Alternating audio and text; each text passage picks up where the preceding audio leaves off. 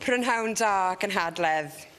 We gather here at a defining time for our nation. It's been a year of political drama and global upheaval. Even before our Welsh general election and the referendum on our membership of the European Union, 2016 was a year destined to weigh heavy on our collective memory. It's 50 years since Gwynfor Evans's victory in Carmarthen.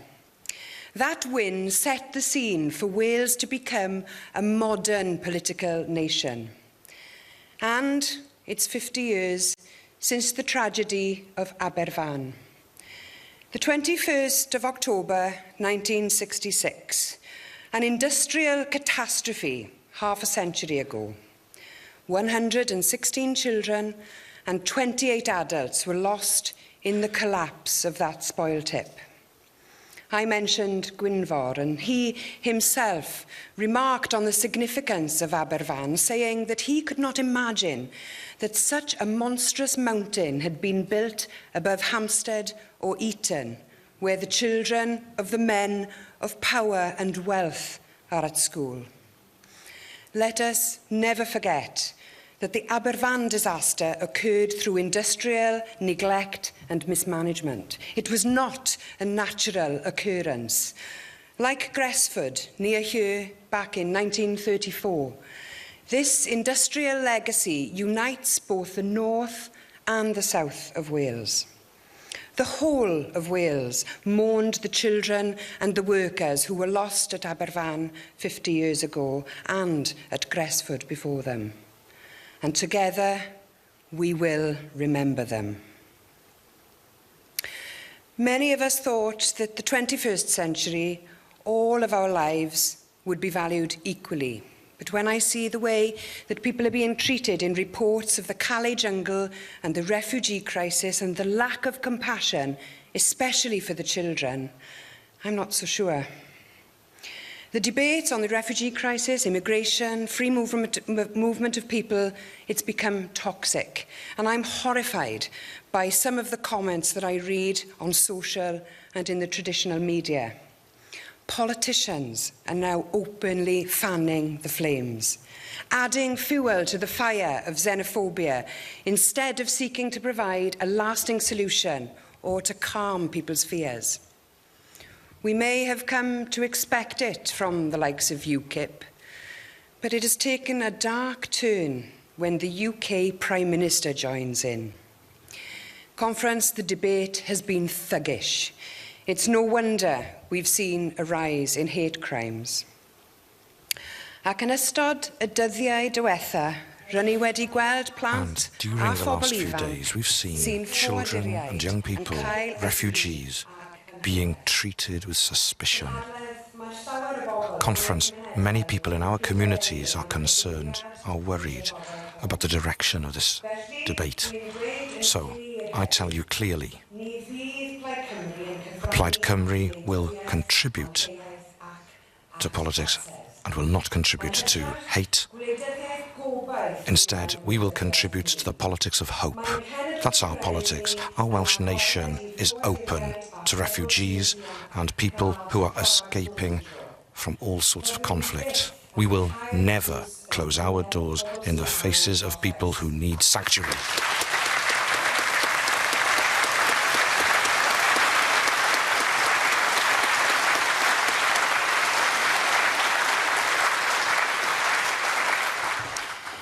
The European single market is our largest export market. Wales is a net exporter of goods. And unlike the UK as a whole, Wales is a net beneficiary of EU funding. European Union membership is written into the legislation which underpins our national political nationhood.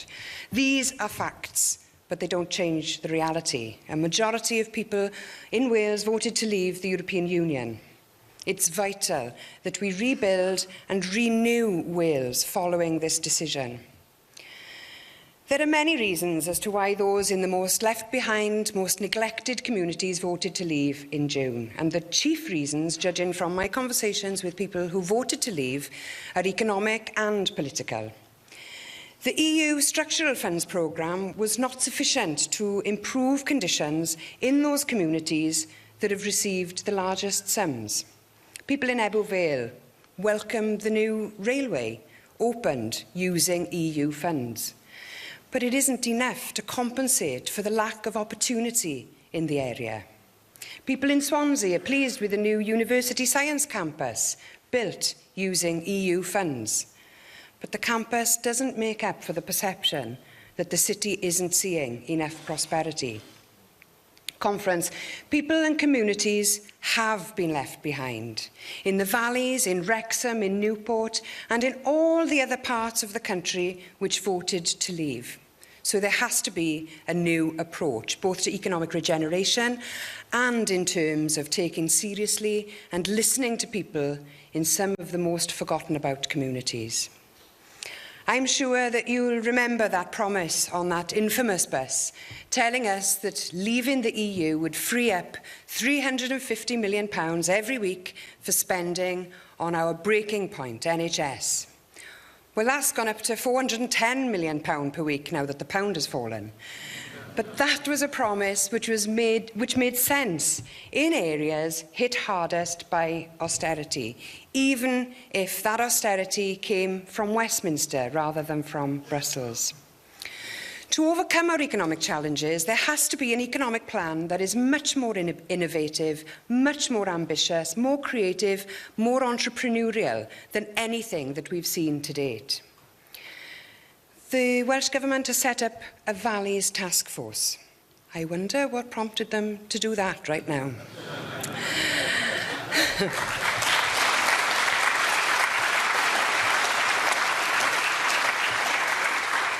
But I'm afraid it isn't good enough. Now, Plaid Cymru has emphasised the need for the creation of specialist economic development agencies covering these regions where GVA stubbornly remains at 64% compared to the UK average. It's why we've said planned infrastructure projects should begin in those areas needing the investment the most. Metro and City Deal projects planned for the south and north shouldn't start at the cities. They should start at the points furthest away from the big cities and towns. We favour a bottom-up approach because we know that trickle-down doesn't work.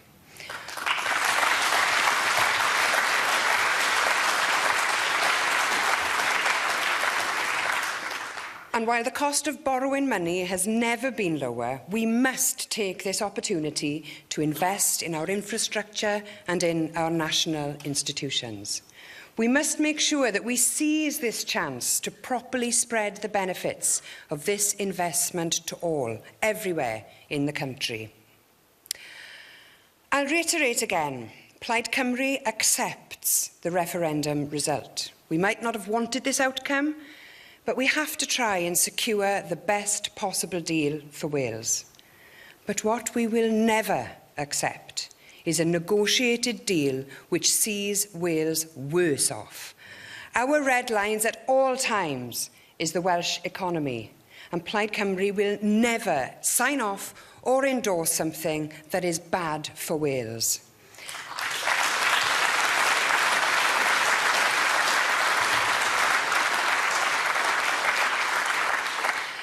And we can't accept that a majority of people in this country would have wanted to have voted for something that was bad for Wales either. As leader of Plaid Cymru and as a Democrat, I am not in the business of trying to alter the past or to rerun lost campaigns. I am in the business of getting the very best outcome for Wales. Conference, there are three key steps which we must take when it comes to Brexit. Three clear ways that we can advocate and articulate the Welsh national interest. Firstly, the UK must adopt a four-countries approach to the Brexit negotiations. There's no point having a Welsh national interest if we aren't at the top table. The devolved governments in Scotland and Northern Ireland have already put their machinery into action. Yet what do we hear from the First Minister of Wales? Apparently, when he said Wales should have a seat at the table, he didn't mean an actual seat at the table. Who knows what he really meant? The Welsh Government has been all over the place on its position on Brexit since the referendum. When I was out in Brussels, officials from other EU nations and regions had no idea about the Welsh position. There should be no more excuses and no more hesitation from the Labour Government in Cardiff. Secure that seat at the top table and don't let the likes of Boris Johnson and Liam Fox do the negotiating on our behalf.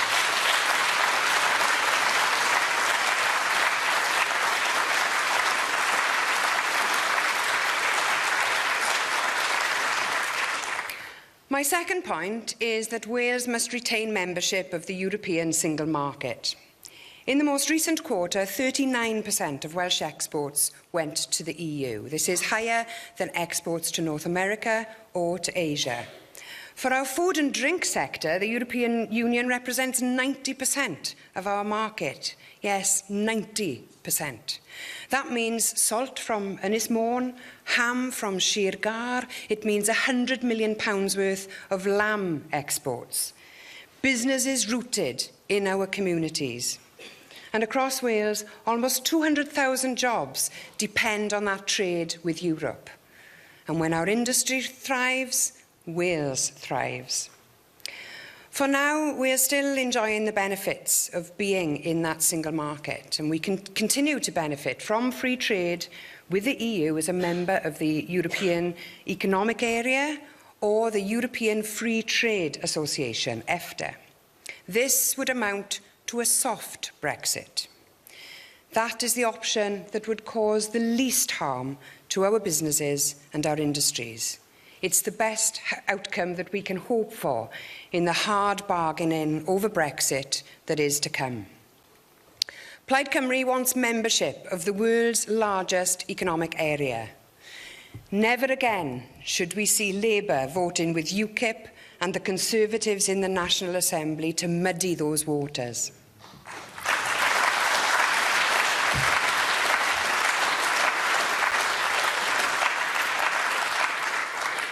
Conference, there is no such coherent plan or position from Labour in Wales. We need that plan and we need that seat at the table, not the First Minister's metaphorical seat, a real one. And by refusing to include our countries in these negotiations, the Prime Minister is playing a high-risk game. She purports to want to keep the UK together. Why then would she make such antagonistic moves towards the Welsh, the Scots and the Irish? The Leave vote in Wales means our bargaining position may not be as strong as those in other countries, but Welsh people still deserve to have a say. Whilst the majority of people might have voted to leave, the hard Brexit position favoured by the Prime Minister was not on the ballot paper. Hard Brexit is not the best option for Wales. And it's not just me saying that. I've spent weeks visiting and talking to some of the key players in the Welsh economy. Only this week I was in Tata Steel in Shotton. These major employers are overwhelmingly telling me that they want to see our continued participation in the single market. They don't want tariffs. But it's not just about tariffs. They don't want to have to operate outside the EU's regulatory regime either. They understand that it's in the best interests of industry, jobs, science and research collaboration, as well as Wales's wider national interests, to continue to participate as a member of the single market. The third element is our position in the debate over the future of the United Kingdom. Brexit will mean unpicking decades of regulation and legislation. Every national parliament within the UK must have a final say, not only on the terms of Brexit, but also on whether powers go back to Westminster or to the nations instead. In Belfast, the solution will need to accommodate the open border in Ireland. In Edinburgh, the failure to protect the Scottish European interests with a unique solution could put the future of the UK at risk if people in that country choose to become independent in the EU. The stakes couldn't be any higher. Far from uniting Britain, The Leave vote could well have created a disunited kingdom. Britain governing itself, but losing its grip on its territory.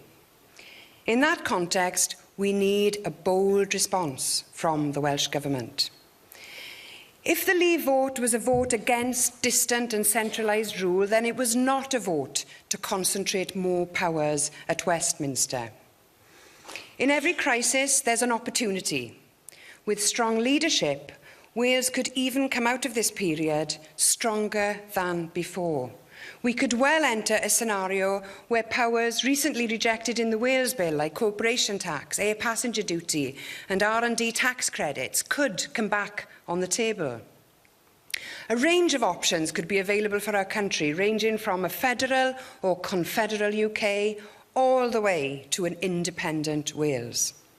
And it's essential that when that happens, we are represented by a confident and ambitious government. First Minister, we will be watching your response to constitutional developments. And if you do not get the best possible deal for Wales, we will hold you to account.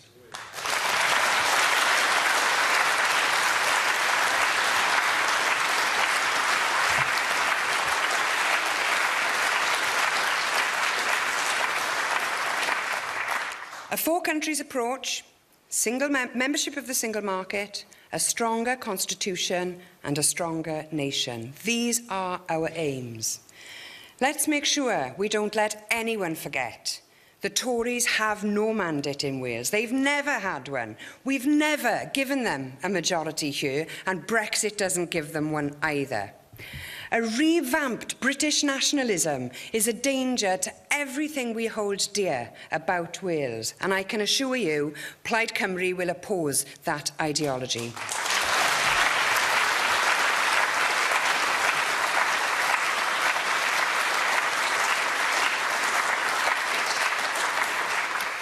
The Conservatives can't offer an alternative to Labour. Since the EU referendum, they've tried to undermine the future of the National Assembly. The Conservative leader in Wales is playing a dangerous game, like the one he was playing when he undermined Chris Coleman's football team. The days of Nick Bourne feel long gone. Instead, we have a Welsh Conservative Party going backwards in the elections and backwards in attitude.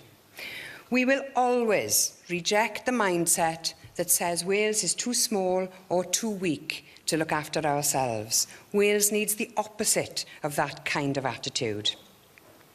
Hope for our country after Brexit comes from us being empowered and enabled to build our country to be more self-sufficient, to improve our economic position. And we must also insist that Wales is enabled to protect our people from the worst of any fallout from June's vote. The Wales Bill risks being another missed opportunity to empower our nation. The UK government has missed a trick. The powers on offer now are already out of date before they've even been used. Drip-feed devolution has failed Welsh democracy, whether under Labour or Conservative UK governments. In some fields, like policing, Wales is behind some of the English regions. Greater Manchester can control policing, but politicians here fall over themselves to stop their own country from having that responsibility. Every single system of devolution in Wales since 1999 has proven unworkable, and this has to be changed. To our cost, Welsh governments are missing the opportunity to make a difference for our citizens. They're given an easy way to explain their own failures. Conference, we need to develop more backbone, more confidence and more self-respect, and it will only come with a Plaid Cymru government.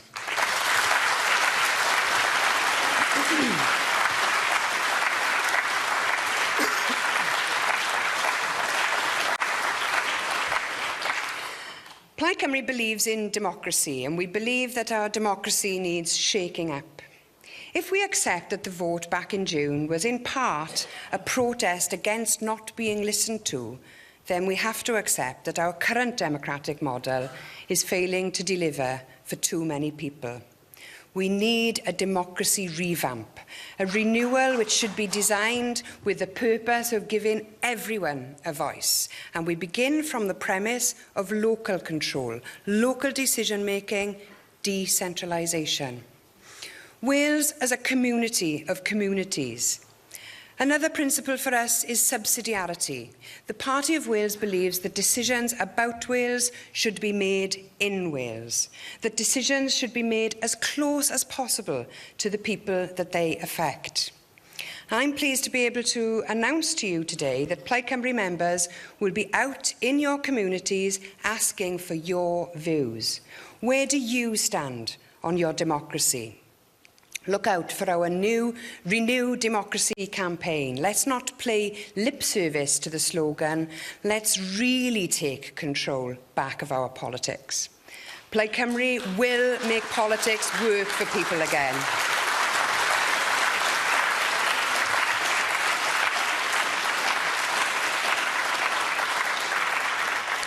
I want to make sure that this country is in the best possible shape to decide upon its future, should people in Scotland choose to become independent. The choice for us will be whether we hitch our wagon to Westminster's divisive politics or do something different. Theresa May doesn't represent me with her lists of foreign workers. She doesn't speak for me when she says, if you believe you are a citizen of the world, you are a citizen of nowhere. I consider myself to be a Welsh European, but I'm also a global citizen.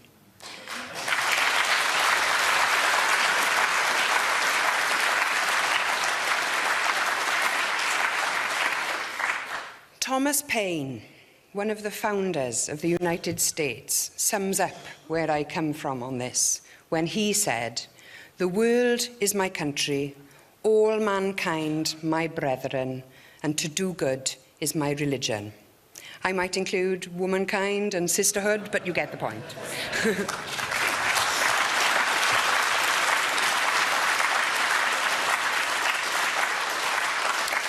I joined this party 25 years ago because I saw so many injustices around me in the community in which I lived.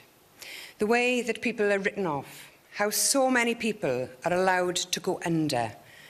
Going to university and meeting people from other places made me realise that the circumstances in the valleys in the 1980s were neither normal nor average. We were getting a raw deal, and I wanted to do something about that. It made me ask questions about why we were in that situation when others elsewhere had better opportunities. So I became a probation officer and I joined Plaid Cymru. And in doing so, I signed up to the project to build our nation, to end these injustices, and to empower ourselves by ending our dependence on others. I was motivated then, in both my career and in my political work, by the firm belief that the only way that we will be able to reach our full potential as individuals and as a nation is when we can do for ourselves the maximum that we are able to do, when we can take more responsibility for ourselves, neither being dependent upon, nor blaming or scapegoating others for the problems that we have or the challenges that we face. But by taking on those challenges ourselves. It's never easy in the beginning, but if people can be empowered, then more often than not, they will flourish and they will grow. And this principle must also be applied to our communities. This is the first conference where I stand before you as the Assembly member for the Rhondda.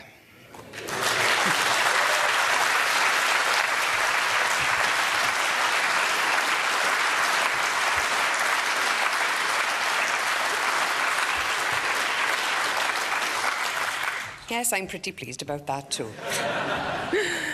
In May, Plaid Cymru was the only party to take a seat from Labour. In so many other seats, the Party of Wales was cemented as the only viable alternative to Labour. In Blaenau Gwent, Aberconwy, Cardiff West, and many other places, we laid the foundations for future success. Many of our sitting Assembly members increased their majorities, and of course we won 2 out of the 4 police and crime commissioners in the same week as well.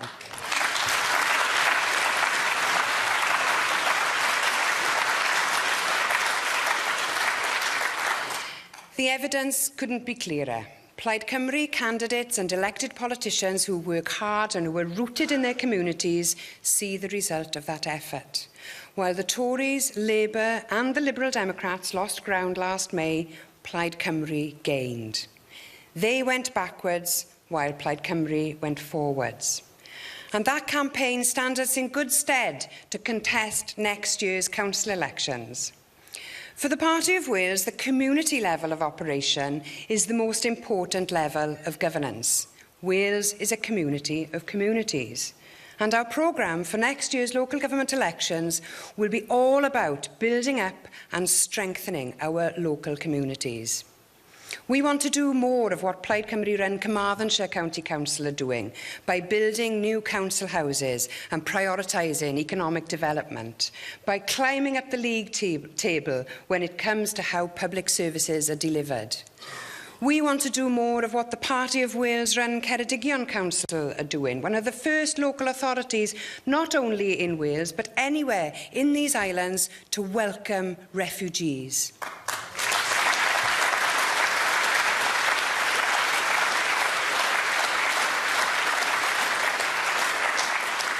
They're also one of the best local authorities for education outcomes, looking after the education of each child through a pupil tracker scheme, and they're ensuring that no child is being left behind. We want to do more of what Plaid Cymru-run Gwynedd County Council are doing, achieving some of the highest education standards in the country this summer, along with Ceredigion, mainstreaming the Welsh language throughout the workforce and prioritising buy-local policies to strengthen the local economy. And we want to do more of the infrastructure and investment and cross-boundary regional collaboration that is being carried out under the Plaid Cymru leadership of Conwy Borough Council. They are pioneering the economic improvement of the whole of the north of Wales. And on tourism, they're ahead of the game, supporting new attractions and creating new jobs for the region. The way that we will survive and thrive post-Brexit is by doing more for ourselves, by being more self-sufficient, by being more cooperative in our approach, especially in the production of our food and our energy needs, and in indigenously meeting the needs of our foundational economy. You can expect to see from us next May a programme of opportunity to get our communities into being ready and resilient for the new situation we are now in. While Brexit has dominated our thoughts and actions since June, we're still taking forward the Plaid Cymru agenda in the Assembly. You might remember we had a tied vote for the election of First Minister in the days following the election. It was the first time Labour had been directly challenged for that post. To give the country stability and to avoid an impasse, we entered a compact with Labour in exchange for allowing their candidate to become First Minister. That arrangement has come to fruition this week with an agreement on the Welsh budget. Plaid Cymru's opposition with a purpose has changed and shaped the priorities of the Welsh Government. We've forced them to rebalance their resources to benefit people in all parts of the nation. It's a deal which reflects our manifesto priorities. We've halted further cuts to local government, protecting our local authority budgets from deeper austerity. We've secured an extra £30 million for higher and further education, a sector which has felt the pinch under Labour in the past. This funding will go some way to help close the growing funding gap between the Welsh and other UK universities. We've had another win in the tourism sector. Almost doubling the funding for Visit Wales will enable us to better sell our fantastic landscape to the world as a top tourist destination. Fel rhan o ddel y gyllideb, Bydd asiantaeth iaith genedlaethol newydd annibyniol There will be a new independent agency established in order to promote the Welsh language, as well as £5 million additional pounds for Welsh for adults. Was to establish a National Football Museum. There's now funding for a study into establishing one in Wrexham, the original home of the Football Association in Wales.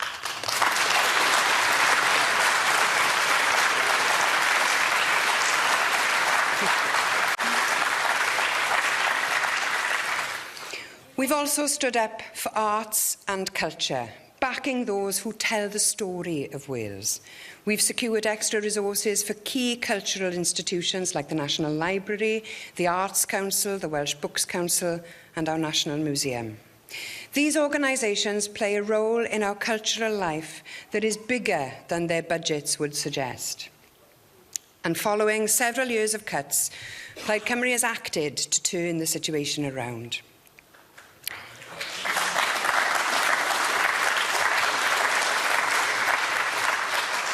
In health, we've achieved more funding for end-of-life care, medical training, diagnostic equipment, and this deal will increase the capacity at medical schools in Cardiff and Swansea, as well as developing medical training in the north, including in Bangor.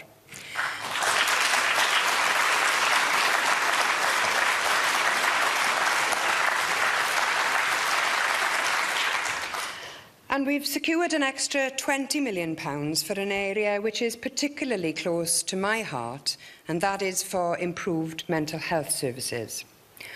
While teenage self-harm is on the rise, when suicide is such a big killer of our young men, we have to up our game in caring for people with mental health problems. I want to see more prevention, more people engaging in mindfulness to protect their health, as well as more investment in talking therapies. People should get help from mental health services when they need it, and Plaid Cymru will be focusing much more on mental health during this term.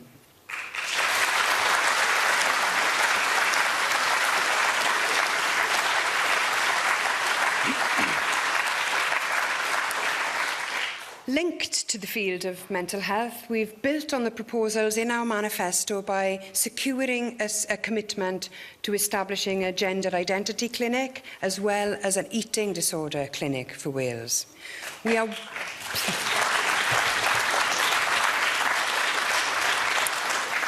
widening the services of the NHS to groups who in the past have had to move to England for treatment. Plaid Cymru has also made gains on our nation-building project by securing additional resources for the infrastructure and for our economy. Extra help for town centres to skew the advantage away from the out-of-town stores. Investment in ports infrastructure, a national cycleway and more money for safer routes to schools.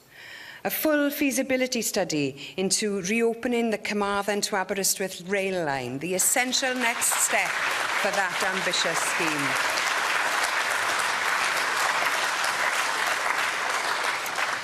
Conference, this is an agenda which secures more Welsh public investment for all parts of the country. By reaching agreement on this budget, we have made the government raise their sights in terms of what can be delivered.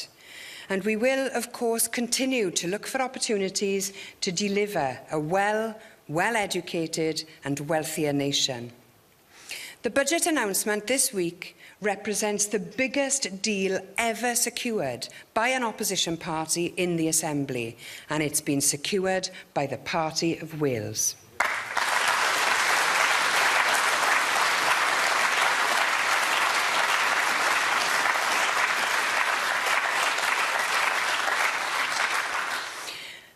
Plaid Cymru's budget deal will help Wales. It's the right thing to do in these difficult and uncertain times. But Wales still needs an alternative government. Wales won't see the change we need until we achieve a Plaid Cymru government in our own right.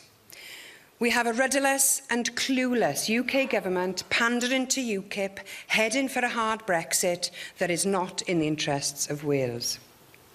I've always said that I am willing to work with others to defend Wales and its people. The problem, of course, is that we have numerous Labour parties, a multitude of attitudes towards Wales from both within and outside the country. Unless they get their basic splits on the fundamentals sorted out, I can't see what shape Labour would be in to work with us or anyone else to defeat the Tories. Conference, we are not seeking a coalition with the Labour Party.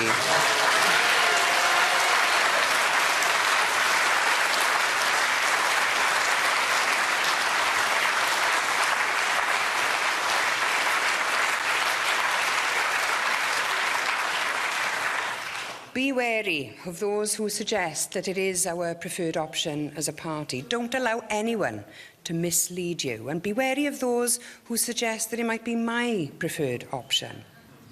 When I challenged the First Minister for his nomination, that wasn't cosying up to the Labour Party, it was taking them on, just like I took them on in the Rhondda. Conference,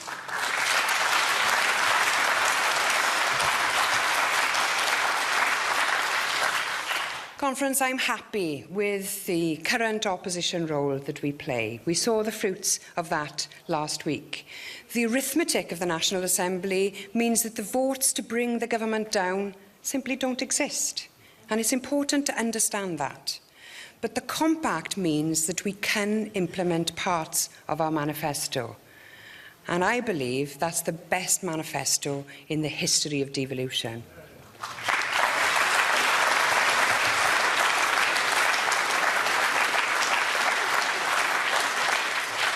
It's an alternative to being in coalition, and it's an alternative to working with UKIP or the Tories, parties who are not part of this country's solution, part of the solution to this country's problems.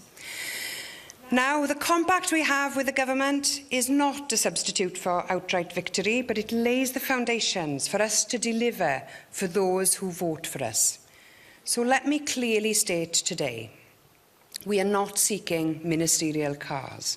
We are not seeking ministerial pensions. We are not seeking coalition.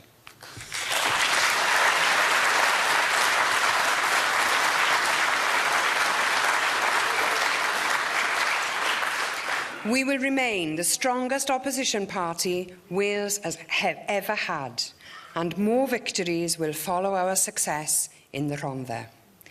To everyone who wants to see this alternative in Wales, I say to you this: join us today.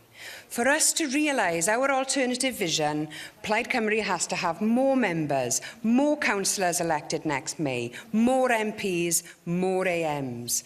I appeal to everyone who has concerns about where our society could end up and about the future of Wales. Help us build the alternative. Take a stand. Do it now. Our role has always been to protect and secure the Welsh national interest. Despite the challenges and the uncertainties thrown up by Brexit, we remain optimistic. We have a clear and detailed policy programme which is designed to build our nation and to give confidence to our people. We have the chance to grow our presence at the council level and to lay the foundations for future success by building on that trust within our communities. At the next Assembly elections, Plaid Cymru will be the only realistic challenger to Labour, and I am convinced of that. Alone out of all the other parties in the Assembly, the Party of Wales responded to the EU referendum vote in a way that shows we are ready and up for the challenge. Like me, you support Plaid Cymru because you believe in Wales. You believe in our capacity to look after our best national interests. Conference, let's take this message of conviction from this hall today out into our communities. Plaid Cymru will make a difference and Wales will move forward stronger. Diolch.